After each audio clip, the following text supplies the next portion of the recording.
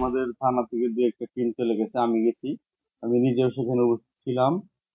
আমাদের সার্কেল অতিরিক্ত পুলিশ মহোদয়, র্যাব সহ ডিবি অনেক আইন শৃঙ্খলা বাহিনীর সদস্যরা ঘটনাস্থলে যান।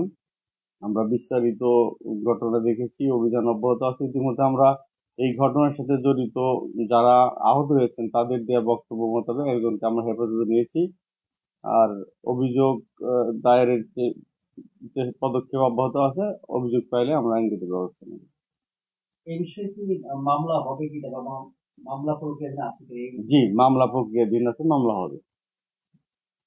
আর আপনাদের কি আরো বিস্তারিত কোনো অভিযোগ হবে কিনা? না, আমরা অটোমেটিক্যালি অভিযান অব্যাহত আছে, পার্টি বাইরে আছে, টিম বাইরে আছে। আমরা মামলার রুজুর পরপরই আবার আমরা নতুন করে আবার অভিযান পরিচালনা করব। এই যে যেহেতু মনে হচ্ছে না, অবশ্যই পুলিশ ছাড়া এখানে জেলা গোয়েন্দা শাখার পাশাপাশি র্যাবের টিমও কাজ করছে, র্যাবের সিভিল টিম যেটা আমরা কাজ করতেছে। খুব দ্রুতই হয়তো আমরা এই ঘটনার সাথে জড়িত যারা আছে তাদেরকে আমরা আইনের আওতায় নিয়ে আসতে সক্ষম হব।